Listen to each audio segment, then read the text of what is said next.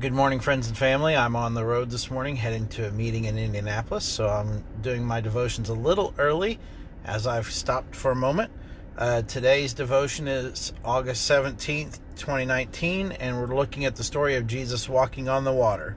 Our first reading is from Matthew 14, 22 to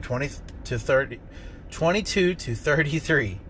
Immediately after this, Jesus insisted that his disciples get back into the boat and cross to the other side of the lake. While he sent the people home, after sending them home, he went up into the hills by himself to pray. Night fell while he was there alone. Meanwhile, the disciples were in trouble far away from land, for a strong wind had risen, and they were fighting heavy waves. About 3 o'clock in the morning, Jesus came towards them walking on the water. When the disciples saw him walking on the water, they were terrified. In their fear, they cried out, "It's a ghost!" But Jesus spoke to them at once. "Don't be afraid," he said. "Take courage, I am here." Then Peter called to him, "Lord, if it's really you, tell me to come with you out on the water." "Yes, come," Jesus said.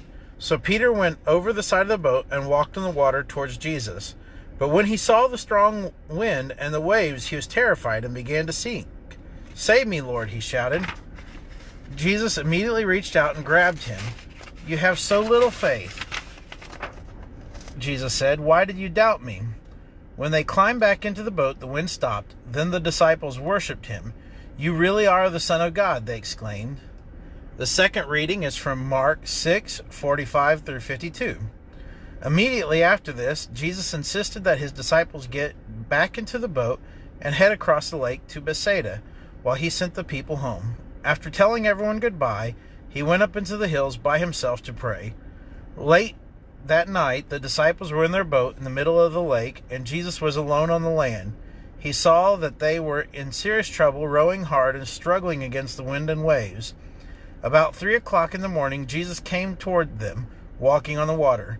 He intended to go past them, but when they saw him walking on the water, they cried out in terror, thinking he was a ghost. They were all terrified when they saw him. But Jesus spoke to them at once. "Don't be afraid," he said. "Take courage, I am here."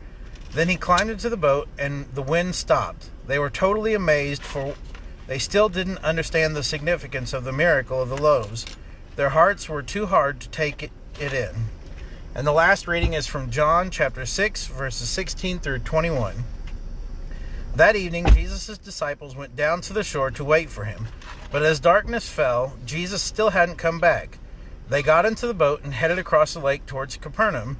Soon a gale swept up upon them, and the sea grew very rough. They had rowed 3 or 4 miles when suddenly they saw Jesus walking on the water towards the boat. They were terrified, but he called out to them, "Don't be afraid, I'm here." Then they were eager to let him into the boat, and immediately they arrived at their destination. So just a couple of thoughts. First is the reality that after the miracle of feeding the 5,000, Jesus needed time. Too often we find ourselves in situations where we're doing something and we don't take the time to recoup and recharge with God. And so if you've had big, powerful experiences, I encourage you to take that time, renew yourself, spend time in prayer. The other side of it is that sometimes we find ourselves in seasons of life where everything is going crazy, where things just don't make sense. They're on the lake, they're doing what they're told to do, and yet the storm is rising. They're working hard, they're rowing, and they're just not getting there. In those moments of life where we experience that craziness, where we're doing what we know we're supposed to do, and yet it's just not working, I think one of the things that I see in this is that we need to be looking for where Jesus is. He's always around us. He promised us he would never leave us or forsake us. And so we need to keep our eyes on him. Just like Peter, whenever he was asked to come out onto the water, he looked at Jesus and he was fine. It was only when he looked away that he started to have the problem. The other neat thing about that, though, is, as a friend of mine pointed out, once Peter did sink, Jesus lifted him up. But Jesus didn't carry him back to the boat. It seems to imply that Peter walked back with Jesus and got into the boat. And so God is always with us. And when we keep our eyes on him, when we look for him, we can make it through the storms. hope that's a thought that's worthwhile for you today, and I'll see you guys later.